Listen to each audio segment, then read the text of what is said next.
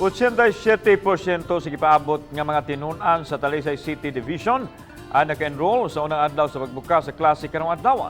Si Chelo Valiana sa report.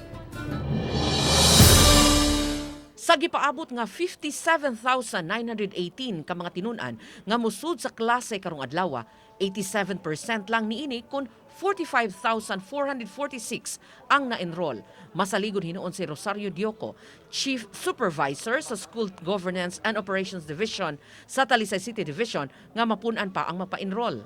So far, ang ato ang enrollment karon sir, naabot na sa 45,000 kapin, which is 87% na siya over the enrollment last year. Pero tumutubo pa na siya, sir. Hinuon sa Talisay City Central School, misubra na ang nagpa-enroll.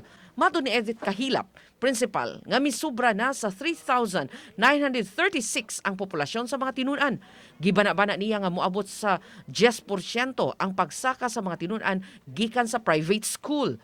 Sa kadaghan sa ilang mga tinun-an, gipahibaw ni Kahilap nga gibahin-bahin nila ang mga magtutudlo nga mo report katunga kanila nag-work from home. Or 600 biya ka mga ginikanan mga re nya kung crowded crowd na sila sa usa ka lugar murag wala na tay kuan sa atong safety protocol.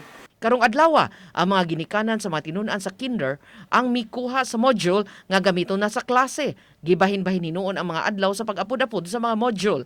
Samtang dakong pahat sa Special Education Fund sa dakbayan sa Talisay, gigahin alang sa pagpalit ug dugang panginahanglan sa mga public schools. Magpadayon ang unlimited ink ug ang mga printer nga giabag sa dakbayan sa Talisay Schools Division.